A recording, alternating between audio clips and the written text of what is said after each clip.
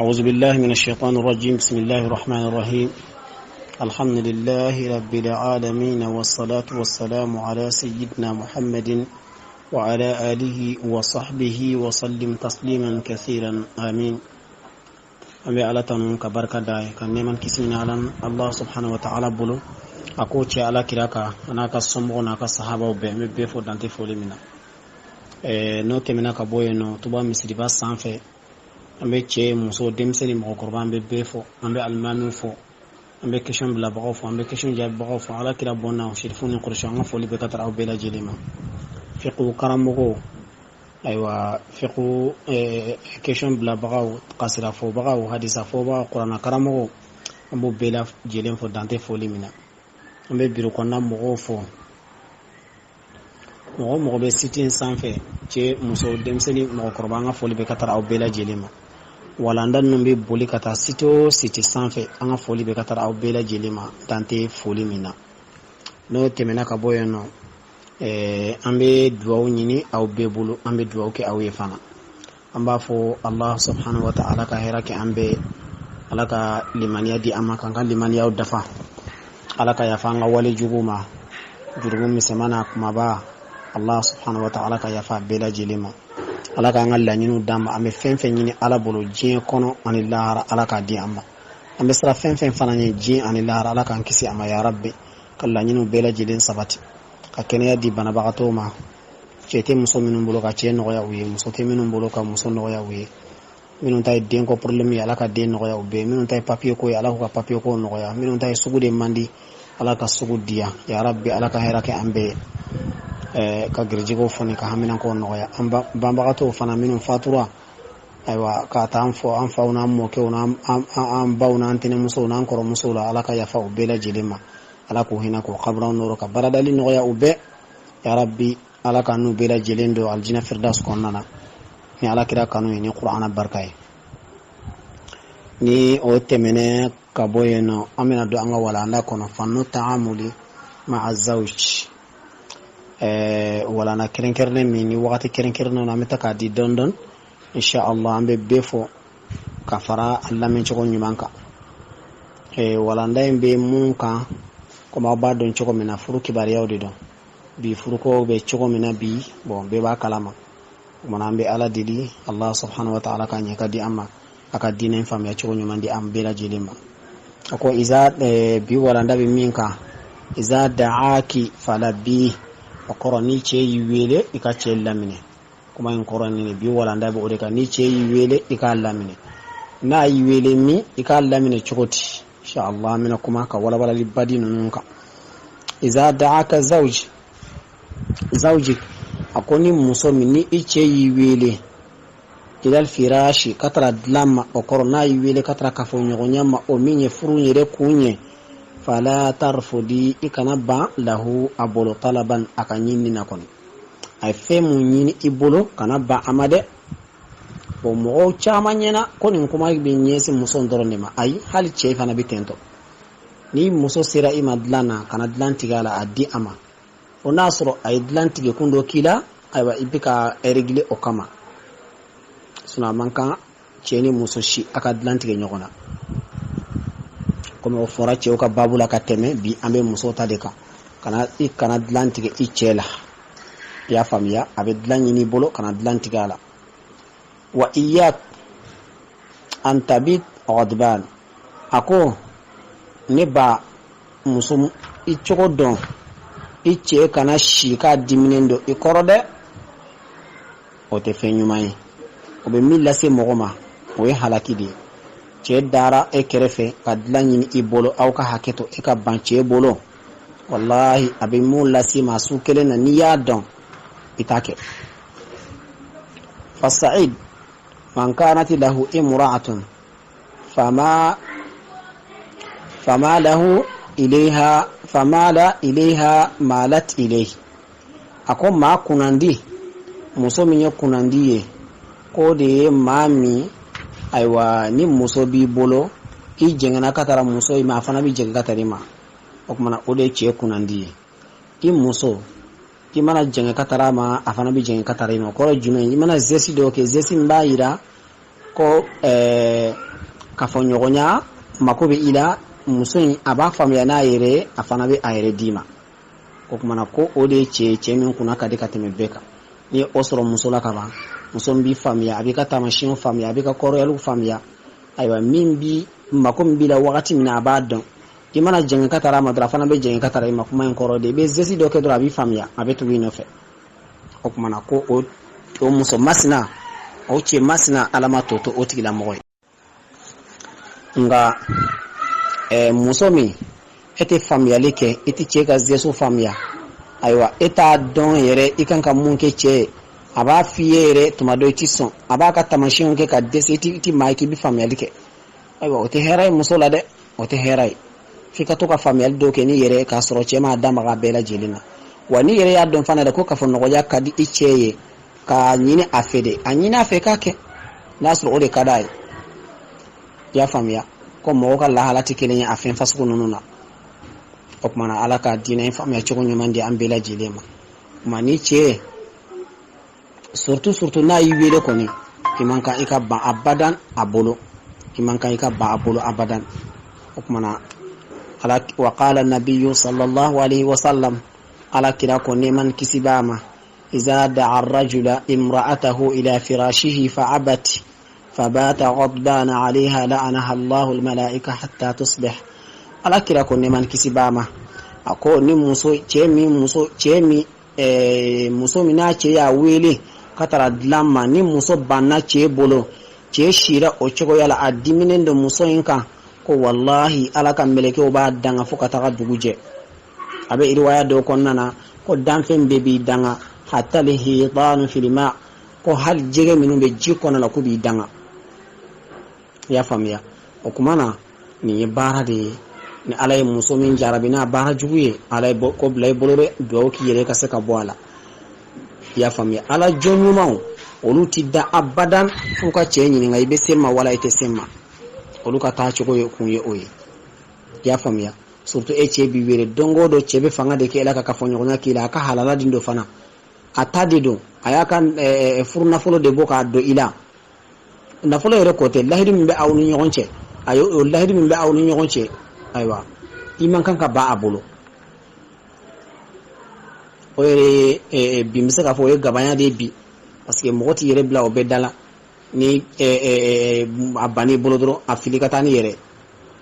i bɛ se k'a nɛgɛ a b'a la faamuya n'a ma faamuya ayiwa dɔ wɛrɛ ɲini k'a fara a kan o kumana muso f'a ka jateminɛba de kɛ nin yɔrɔ ninnu na an bɛ Ala deli Allah subhanahu wa ta'ala ka diinɛ in faamuya cogo ɲuman di an bɛɛ lajɛlen ma o kumana muso min i bɛ ba i cɛ bolo dilan na Ala kira ka kumakan de don ko ni cɛ sira ko cɛ diminen don e kɔrɔ o su bɛɛ mɛlɛkɛw bɛ e danga de sa danfɛn bɛɛ b'i danga hali jɛgɛw hali dugumɛnɛw hali mɛnɛmɛnɛw o bɛɛ b'i danga de fo ka taa dugu jɛ wa qala nabiyyu sallallahu alaihi wasallam Ala kira ko tuguni neman kisi bɛ a ma iza da'a ar-rajula zawjatahu li hajatihi fala ta'atuhu a ko ni muso min ni cɛ y'i wele ka taara a mako de ma a kɛra mako ye sa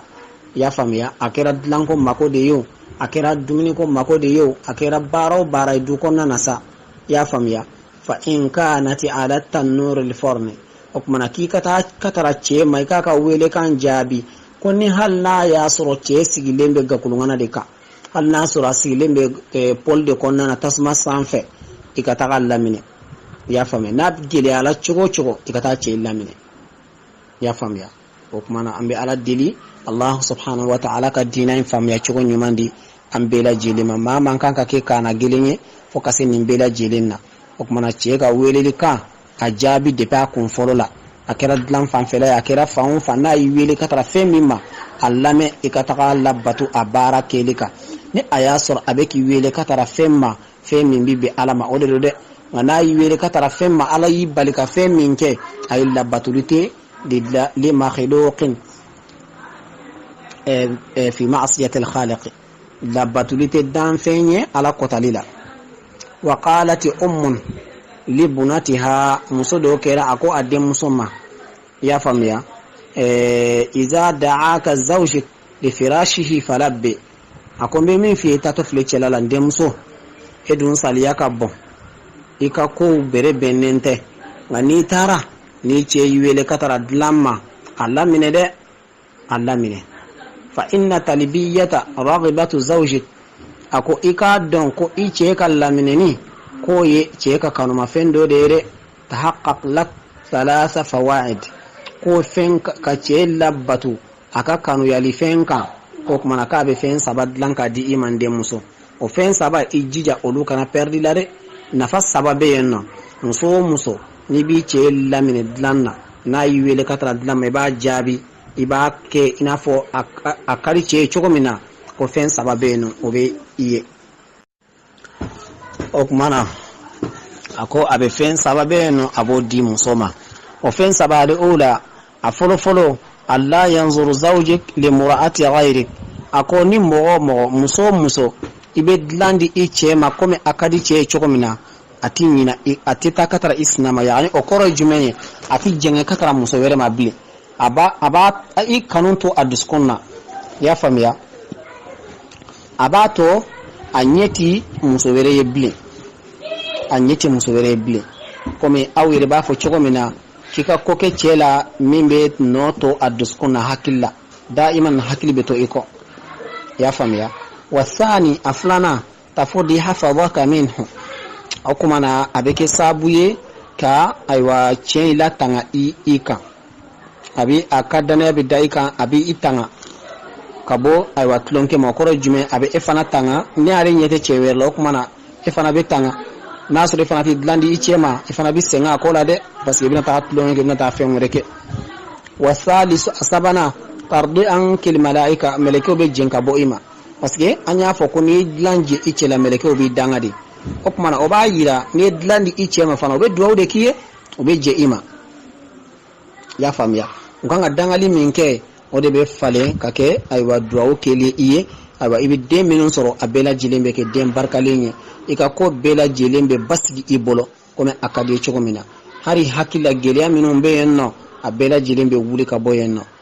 ni cheka labatuli dlanna wal manayi wele katra fengre mimani ala tinema kote وكانت امرأة من صرف صالح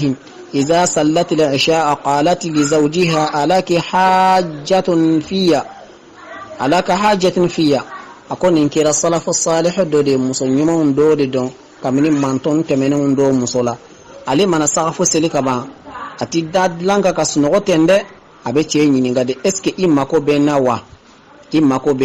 abe che nyininga de la folo dongo de chufe ale be nindeke abe che wile ka nyininga imako bena folowa yali mako do be ilane kana ne mawa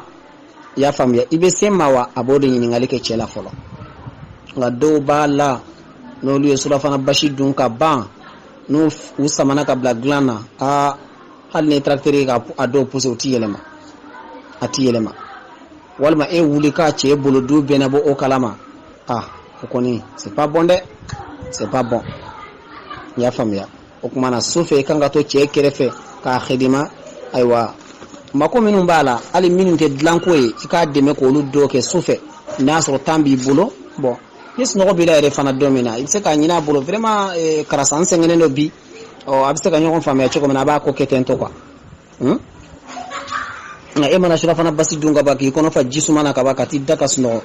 ne tracteur ma e pousse eti bo kalama eti wuli hal de mana kasifu mo de bete wuli ke den kasira kuma ote bara nyumae okuma ni muso nyumae rebe ketende ate da abada na ma chenyinga ya famia walma abe fendo ereke mimba yira ka fo chepse ka fo nyoya kala abe prena ye ko abe fendo ke ay wa chere be sigini oye ode muso nyumango ta chugo ni muso tumbe suosu aba chenyi nga folode yani che katagada wal maale ka da be chenyi nga nasro imma ko bena fa in kanat law hajatun faqdiya nasro ko mako do be che bolo su felala atedda abada abo mako inglan folo ya famia ne o mako glana ko ban wakati mina kera dlan fan fela kera mako were no lu bana wakati minna okmana akanka munke aboke yani no kera ka be dade saw wal manabe nafla de sari saw okmana min kada aboke fa in lam takun law hajatun tawadda'ati wa qamat al-layl akoni ala yake ni cɛ mako ma yaala yɛrɛ o sufɛla bɛɛ lajɛlen na a bɛ saliji ta y'a faamuya a bɛ saliji ta a bɛ wuli ka sali Allah subhanahu wa ta'ala y'a faamuya nin de ye muso ɲumanw ka taa cogo ye nin de ye ala jo ɲumanw ka taa cogo ye kumana fɔ muso a ka ka comportement yɛlɛma de ka bɛn ni nin cogoya ninnu ye an bɛ ala deli Allah subhanahu wa ta'ala ka diinɛ in faamuya cogo ɲuman di an bɛɛ lajɛlen ma walanda in n tɛ walanda janba ye ten an b'a bila yan nɔ ka foli kɛ aw bɛɛ lajɛlen na ka foli ɲini aw bolo ka dugawu kɛ aw bɛɛ lajɛlen ka dugawu ɲini aw bolo ala ka hɛrɛ kɛ an bɛɛ ala ka gɛrɛjɛgɛw fɔni ala ka haminanko bɛɛ lajɛlen nɔgɔya ala ka sababu ɲuman k'an bɛɛ lajɛlen ye an bɛ mun ɲini ala bolo diɲɛ ani lahara ala k'o nɔgɔya an ye an b'a fɔ rabbana atina fid dunya hasanatan wa fil akhirati hasanatan wa qina adhaban nar ربنا لا تزغ قلوبنا بعد إذ هديتنا وهب لنا من لدنك رحمة إنك أنت الوهاب اللهم صل على سيدنا محمد طب القلوب ودوائها وعافية الأبدان وشفائها والنور الأبصار والضيائها وعلى آله وصحبه وسلم تسليم سبحان ربك رب العزة ما يصفون وسلام على المرسلين والحمد لله رب العالمين.